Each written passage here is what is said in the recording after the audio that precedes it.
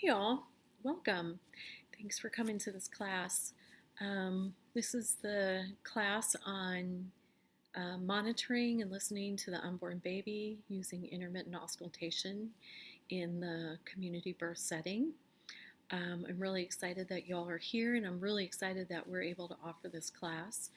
It's going to meet the requirements of the Texas Midwifery Board and our new rules. And I can get into a little bit of that later on in this class.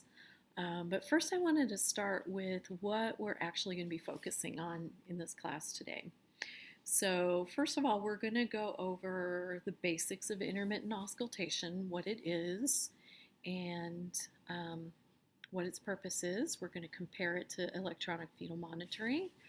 We're also going to talk about what the organizations say. So, what does ACOG, ACNM, A1, and as well as our Texas rules, what do they all say about intermittent auscultation? We're going to go over some definitions like bradycardia and tachycardia, stuff like that.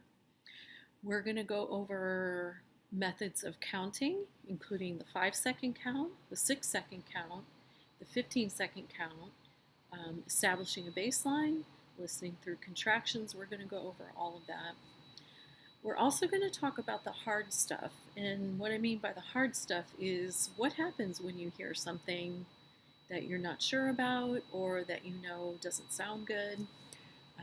What are the steps that you take, both physically and emotionally, because we need to also acknowledge that sometimes hearing these difficult things can be emotionally challenging. We're going to talk about charting and charting what you hear.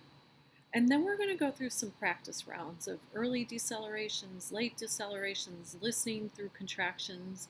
We're going to practice listening to a sinusoidal pattern, as well as some other practices. And then we'll wrap it up at the end.